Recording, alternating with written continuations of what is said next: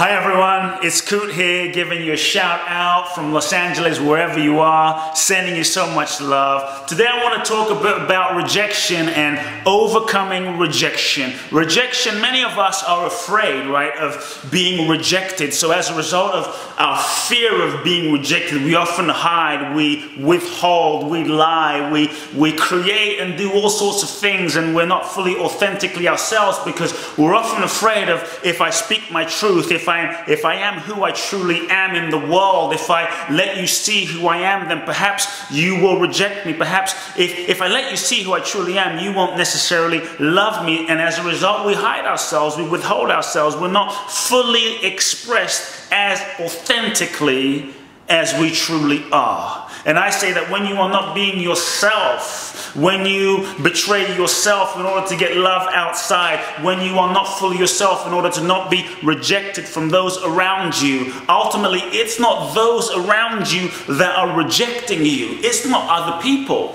that are rejecting you, my friends. It's you. You are the one in that moment that's rejecting you. So the real issue is not, are other people rejecting you? The real issue is, how do you actually reject yourself? Because when you reject yourself, that's where the suffering begins. When you reject yourself, that's where the pain begins. And from that place, we're often go into the world trying to seek to get the validation, the love, the approval, the acceptance that we have not given ourselves. One of the most powerful things you can do is take your power back. In that moment, you realize that no one outside of you has the power. No one outside of you has the power to reject you unless you have given them that power. The most powerful thing, when you accept yourself, when you truly love yourself, when you unhook yourself from people's rejection, from people's validation, from people's approval, when you unhook yourself from the negative things that people say, when you also unhook yourself from the positive things that people say, you bring yourself into alignment. You bring yourself into your own center from the positive and the negative. When you truly accept all that you are. So I invite you to look at right now within yourself, what about yourself are you not accepting? What about within yourself are you rejecting? What about within yourself are you not fully owning or embracing or bringing love to and acceptance to? When you can accept all that you are and all that you are not, a powerful freedom is yours. You no longer seek to get that outside of yourself. You take your power back. Remember, no one can reject you unless you give them that power. Who are you giving that power to?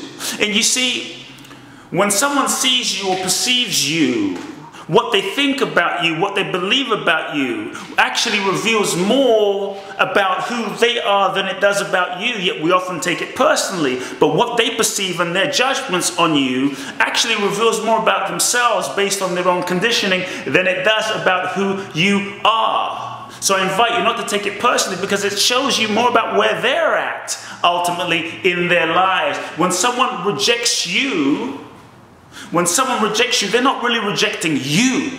They're not really rejecting you. What they're rejecting is their own idea or concept of who they think you are. That's not necessarily who you are, about your personality, about how you show up, about your mask, about your persona.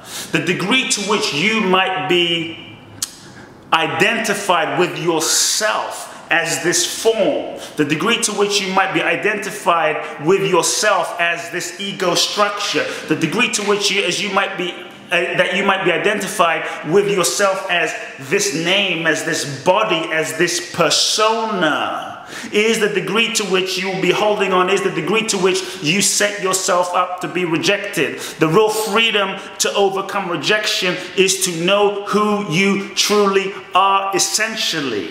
When you know who you are, that you're not just this body, you're not just this name, this body, this persona, this mask, this personality. You know that who you truly are, which is pure consciousness, which is soul. When you know that what you truly essentially are is not just this, what you truly essentially are is so infinite, it can never be rejected. It can never be not validated. It is what it is, and it is whole, perfect, and complete. What you truly are cannot be rejected. It is whole, perfect, and complete. But if you're tightly holding on to, this is me, this body is me, these thoughts, these excuses, all the stories in your mind, the masks and the personas. See, as children, as little kids, we're born into the world and we're born free, and we don't care about rejection. A child will run up to someone in a party, and it doesn't matter who they are. You remember when you were a kid, you'd run up to someone and you'd hug them. You wouldn't be thinking, that person's going to reject me, so I better not express my love to them. I better not give all of my heart to that person because they're going to reject me. When you're a child, you don't care. You just run up to that person and you give them a hug, and they might say, go away. You might cry for a second, and you jump back up and you go to the next person. As a child, you're not really afraid of rejection, because as a child, you're not really that identified with yourself as this thing. You understand? But as children, as we go through life, dealing with our parents, dealing with school, dealing with society,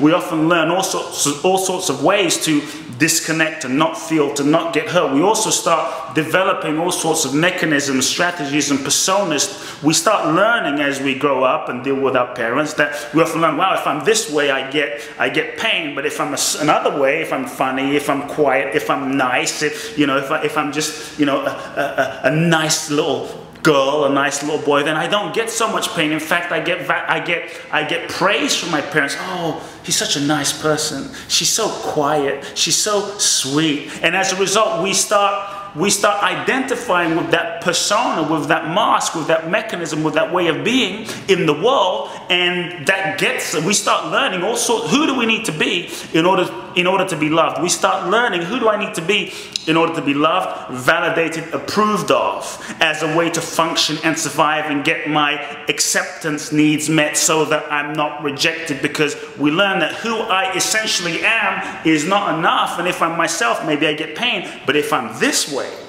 and you list it for yourself, if I'm that way, I get love, approval, validation. So we learn who we need to be to not get rejected, but that who we learn to be to not get rejected is not truly who we are. But we've been so conditioned to be that we often live our entire lives in that role, in that mask, in that persona, in that mechanism, that we actually forget that that's not who we are. We think that that's who we are. And then when someone doesn't accept that, we're afraid of, oh my God, I'm being rejected. But what if who you've been being in order to get acceptance in the world is not who you are?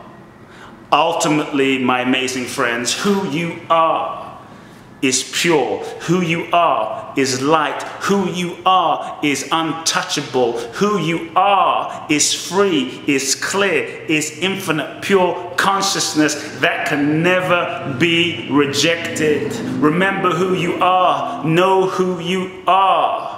And when you know who you are, you can make peace with who you are. Ultimately, essentially, a tremendously beautiful, magnificent freedom is yours. Just know when you go out into the world, when you're up to big things, when you go out into the world and you share your gifts, there will be all sorts of people that will talk about you. There'll be many people that will not accept you. There'll be some people that will be jealous of you. There'll be people that reject you and your ideas. There will be, but just know that reveals more about them than it does about you. Your responsibility is to know who you are, to live that freely at the end of the day, when all is said and done.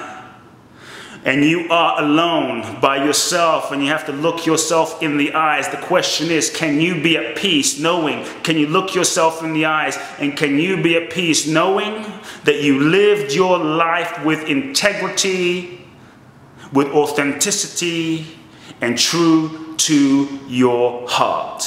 When you reject your truth, when you reject yourself, when you reject being your authentic self, to me, this is the greatest rejection. This is the greatest pain, and nothing outside, no fame, no money, no validation, nothing outside is worth that. Embrace yourself, accept yourself, free yourself, love yourself. This is the ultimate freedom. No one can reject you unless you give them the power to. I love you. Love now.